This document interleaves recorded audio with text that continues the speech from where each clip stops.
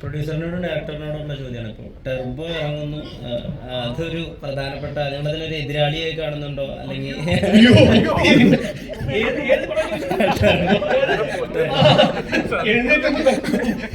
അല്ല, സീരിയസ്ലി നമ്മൾ പറഞ്ഞ വെച്ചാൽ നമ്മൾ സിനിമ റിലീസ് 24th നേരത്തെ പ്ലാൻ ചെയ്തതാണ്. 24ാം തീയതി എന്നുള്ളത് നേരത്തെ ഫിക്സ് ചെയ്തതാണ്. നമ്മൾ അങ്ങനെയാണ് മറ്റ് കമ്മിറ്റ്മെന്റുകളെല്ലാം ചെയ്തതും. ടർബോ 13ാം തീയതി, ജൂൺ 13ാം തീയതി ആയിരുന്നു അനൗൺസ് ചെയ്തത്. അപ്പൊ അതിന് 3 ആഴ്ച ഗ്യാപ്പ് ഉണ്ടല്ലോ, അതിനു മുമ്പ് നമുക്ക് വന്നു പോകാമല്ലോ എന്നുള്ള തരത്തിലാണ്. അപ്പൊ അവര് 23ാം തീയതിക്ക് തിരിച്ച് ഇങ്ങോട്ട് മാറ്റിയപ്പോൾ ഞങ്ങൾക്ക് മാറാൻ വേറെ ഇടമില്ലാതായി പോയി.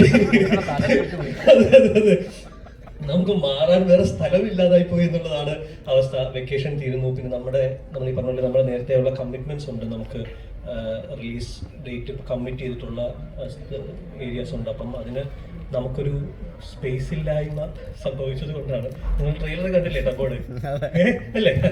എന്നിട്ട് ഈ ചോദ്യം ചോദിക്കണം അല്ലേ? അല്ല, ശരിക്കും അരുൺ പറഞ്ഞ പോലെ തന്നെയാണ്.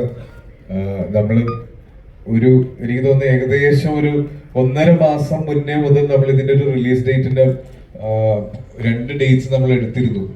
അതിനുശേഷം നമ്മൾ തിയേറ്ററിൽ ഇറങ്ങിയ, ഞാൻ നേരത്തെ പറഞ്ഞില്ലേ, മലയാള സിനിമയുടെ ഒരു വസന്തകാലത്തിലാണ് നമ്മൾ നിൽക്കുന്നത് ഈ ജനറേഷനിൽ.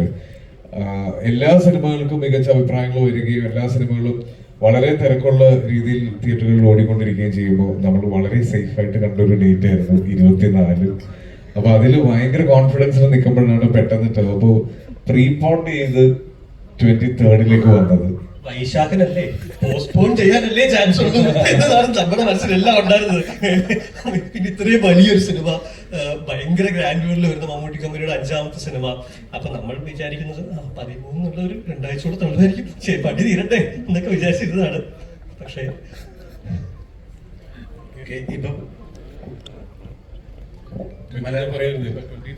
24th എന്ന് പറയുന്നത് നമുക്ക് വെക്കേഷൻ തീരാൻ ഒരാഴ്ച കൂടി ഉണ്ടായിരുന്നെങ്കിൽ പോലും ഞങ്ങൾ ഒരാഴ്ച മാറ്റി വെക്കുമായിരുന്നുണ്ട്. കാരണം അത് മമ്മൂക്ക എന്ന് പറയുന്ന ആളോടുള്ള ആരാധനയും ഞങ്ങളുടെ റെസ്പെക്റ്റും പിന്നെ പേടിയുമാണ്.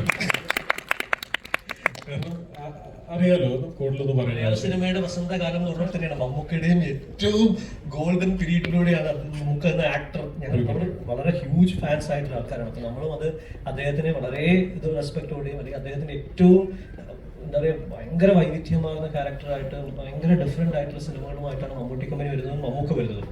തീർച്ചയായിട്ടും അങ്ങനെ ഒരു തരത്തിൽ നമ്മൾ ആലോചനയിൽ വെക്കേഷൻ കഴിഞ്ഞ് 4 ദിവസം കൂടെ ഓർക്കുന്നു, 5ാം തീയതി ഇലക്ഷൻ റിസൾട്ട് വരുന്നു, മഴ വരാൻ പോകുന്നു. അതുകൊണ്ട് ഒരു രീതിയിൽ ഞങ്ങൾക്ക് അങ്ങോട്ട് പുഷ് ചെയ്യാനായിട്ട് പറ്റാത്തതുകൊണ്ടാണ് നമ്മൾ 23rd ടർബോന്ന്. അത് കഴിഞ്ഞ് 24th നമ്മൾ അറിയാം, നമ്മൾ അത് വലിയ സ്കെയിലുള്ള സിനിമയാണ്. നമ്മുടെ കഴിയുന്ന രീതിയിലുള്ള ഒരു സ്കെയിലിംഗുള്ള ഒരു സിനിമയാണ്. എന്തായാലും നിങ്ങൾ എന്റർടൈൻ ചെയ്യുന്നുള്ളൊരു പ്രതീക്ഷയുണ്ട്. ആ സിനിമ വിജയിക്കുമ്പോൾ ഉറപ്പായിട്ട് ഞങ്ങളുടെ സിനിമയും കൂടെ നിങ്ങൾ പരിഗണിക്കണം, അവരെ കൂടെ വിജയിപ്പിക്കണം.